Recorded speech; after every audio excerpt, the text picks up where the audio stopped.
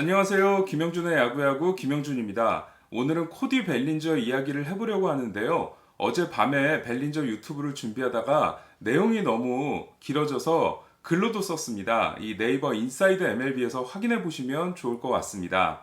축구에는 판타지스타라는 말이 있죠. 모든 걸 다 잘해내는 다재다능한 선수를 의미하는데 야구에는 그와 비슷한 개념으로 5툴 플레이어가 있습니다. 이 5툴 플레이어는 모든 야수들의 도달하고 싶어하는 목표이기도 한데요. 지금은 템파베이에 있는 아비사일 가르시아가 디트로이트 시절에 리틀 미겔 카브레라로 불리던 시절이 있습니다. 당시에 가르시아에게 가장 존경한 선수가 누구냐고 물었을 때 가르시아가 재미있게도 카브레라가 아니라 메글리오 오도네스라는 말을 했거든요. 그러면서 오도네스가 5툴 플레이어에 더 가깝기 때문이다라는 이야기를 했어요. 그만큼 5툴 플레이어는 정말 모든 야수들이 도달하고자 하는 목표라고 할 수 있는데 그 5툴은 다섯 가지 재능, 다음을 의미합니다. 첫째는 타율, 히팅 포 에버리지, 두 번째는 파워, 세 번째는 주루 스피드, 네 번째는 어깨의 힘, 다섯 번째는 포구 능력을 의미하는데요. 이 다섯 가지 항목을 모두 완벽하게 소화했던 선수가 누구냐 생각을 해보면은 이 피츠버그 그리고 샌프란시스코 초창기의 베리 본즈를 역시 꼽아야 될 것 같고요. 그리고 이 40-40을 하던 시절의 알렉스 로드리게스가 여기에 또 해당되지 않나 싶습니다. 이 마이크 트라우트도 5툴 플레이어라고는 할 수는 있는데 하지만 어깨의 힘이 그 중에서 약간 이제 좀 떨어지는 편이고요. 뭐 무키 베츠 선수도 여기에 들어갈 수는 있겠죠. 그리고 또 한 명 바로 올해 코디 벨린저가 이 5툴 플레이어의 진면목을 보여주고 있습니다. 코디 벨린저는 현재 홈런과 도루를 제외한 거의 모든 공격 지표에서 메이저리그 1위를 달리고 있는데요. 1941년 테드 윌리엄스 이후 첫 번째 상할 타율에도 도전을 하고 있죠. 하지만 이게 쉽지 않다고 보는 게 1941년 아메리칸 리그의 평균 타율은 2할 6푼 6리였습니다. 하지만 투구 타저가 심화된 올해 내셔널리그의 평균 타율은 2할 4푼 6리거든요.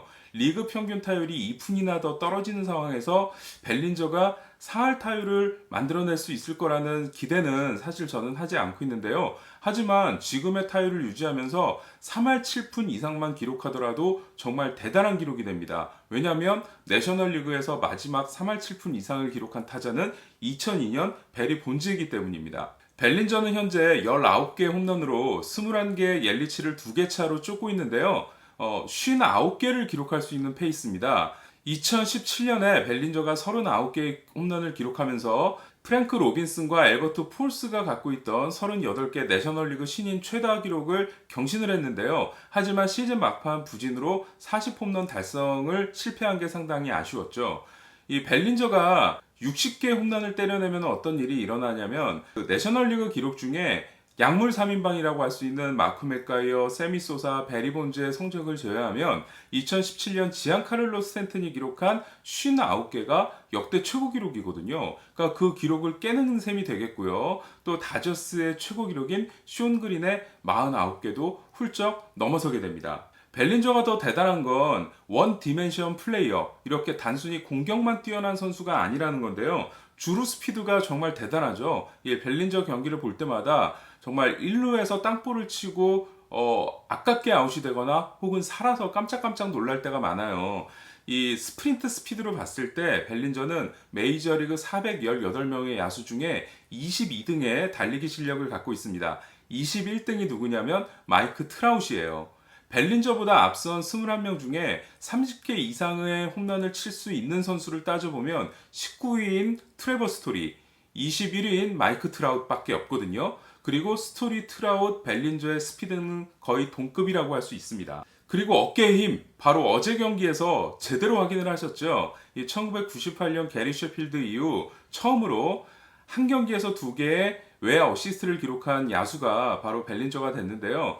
벨린저가 처음 다저스에 입단했을 때 포지션인 1루수로만 계속 지냈다면 정말 아까웠을 노릇이었겠죠. 마지막으로 5툴 중에 다섯 번째가 포구 능력인데 뭐 이 부분 역시도 류현진 선수 경기, 다저스 경기를 보시다 보면 충분히 확인이 가능하실 겁니다. 현재 벨린저는 메이저리그 전체 전 포지션을 합쳐서 이 DRS 수비를 통해서 막아낸 실점이 12점으로 전체 2위입니다. 벨린저보다 더 높은 선수는 13점을 기록한 이 미러키의 중견수 로렌조 케인밖에 없습니다. 그 정도로 정말 대단한 활약을 벨린저가 올 시즌 해주고 있는데요. 저는 벨린저에게 느끼는 가장 큰 매력이 뭐냐면 호쾌한 스윙이나 최선을 다하는 플레이, 그리고 또 여기 외모까지 더해져서 실력과 인성, 노력, 워크애식이라고 그러죠. 이런 것들이 모두 겸비된 선수가 아닌가. 그렇다면은 좀 무리일 수도 있겠지만 켄 그리피 주니어 이후 가장 화려한 선수가 등장한 게 아닌가라는 생각이 들 정도입니다. 코디 벨린저의 아버지 클레이 벨린저는 블라디미르 게레로나 크랙 비지오처럼 성공한 메이저리거가 아니었습니다. 이분이 2라운드 지명을 받고 입단을 하긴 했지만 메이저리그에 콜업되는 메이저리그에 데뷔하는 데까지 11년이라는 시간이 걸리게 되는데요. 메이저리그에서도 양키스에서 정말 짧게 4년을 보내면서 4년 동안 300타수밖에 나오지 못했어요. 하지만 그 당시가 양키스의 최전성기였기 때문에 1999년과 2000년에 양키스의 월드 시리즈 우승 때 바로 포스트 시즌 로스터에 들어서 같이 그 기쁨을 누리기도 했습니다.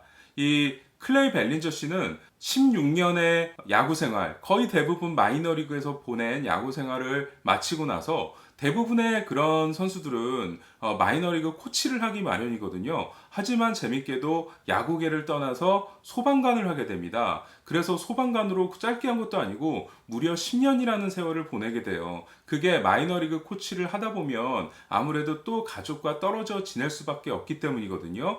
그래서 클레이 벨린저 씨가 10년간 소방관으로 근무하는 동안에 그런 정말 했던 노력들이나 성실함이 이 아들이 그대로 물려받은 게 아닌가라는 생각이 듭니다. 벨린저의 몸을 보시면 정말 야구 선수 중에서는 늘씬한 편임을 알 수 있는데요. 벨린저가 원래는 그보다도 훨씬 말랐다고 합니다. 클레이 벨린저 역시도 그랬고요. 그래서 마이너리그 시절에 팀에서 증량을 요구했을 때 이 고매드라는 프로젝트를 이 부자가 짰다고 해요. 고매드는 갤런 오브 밀크 어 데이입니다. 그러니까 하루에 1갤론의 우유를 먹는 건데요. 1갤론이 따져보니까 무려 3.8리터 더라고요. 이 3.8리터 물을 마시기도 힘든데 우유를 그렇게 마셨으니 정말 대단한 노력이 아니었을까. 그러니까 우유를 그 정도 많이 마시는 거는 즐거움이 아니었겠죠. 어쨌든 간에 벨린저는 그런 마이너리그 시절부터의 노력, 그리고 2017 시즌 끝나고 조이 갈로와 함께 겨우내 합동훈련을 하면서 두 선수가 정말 미친듯이 체력 훈련을 했다고 그러더라고요. 그런 정말 대단한 노력을 통해서 지금의 좀 야구 선수로는 왜소해 보일지 몰라도 단단한 그런 체형을 갖게 됐고요. 다만 벨린저에서 걱정되는 건 건강이겠죠. 벨린저가 워낙 헛슬 플레이를 많이 하고 또 최선을 다하다 보니까 부상 위험성이 항상 도사리고 있는데 그 부분은 다저스와 로버츠 감독이 정말 조심히 관리를 해줘야 될 것 같습니다.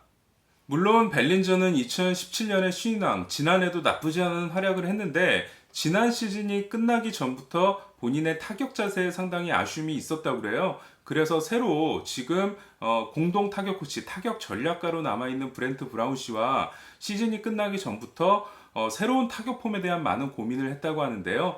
여기에 반 스코약이라는 또 타격 폼을 교정해주기로 유명한 전문가가 다저스의 새로운 타격 코치로 오면서 겨우내 정말 이 두 사람과 새로운 타격 폼을 갖고 씨름을 했다고 합니다. 벨린저의 집은 애리조나 스카츠데일에 있는데 겨우내 이 둘이 있는 LA 지역을 정말 틈날 때마다 왔다 갔다 하면서 이런 교정을 받고 훈련을 많이 했다고 합니다. 그래서 벨린저의 타격 자세를 보시면 지난해에 비해서 더 꼿꼿하게 서 있고 앞발을 살짝 벌린 상태에서 방망이 흔들던 모습이 아예 사라지고 정말 지금 어떻게 보면 뻣뻣한 자세, 그러니까 예전에 크랙 카운셀이 생각날 정도의 자세를 갖고 있는데 이 자세가 이 켄 그리피 주니어의 업라이트 자세와 또 상당히 유사하거든요. 물론 그 자세에서 그리피는 상당히 좀 부드럽게 스윙이 나오는 방면에 벨린저는 호쾌한 스윙을 하고 있죠.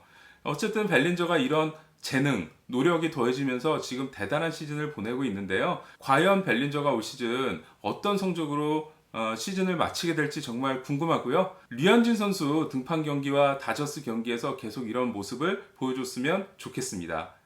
제가 오늘 전해드릴 소식은 여기까지고요.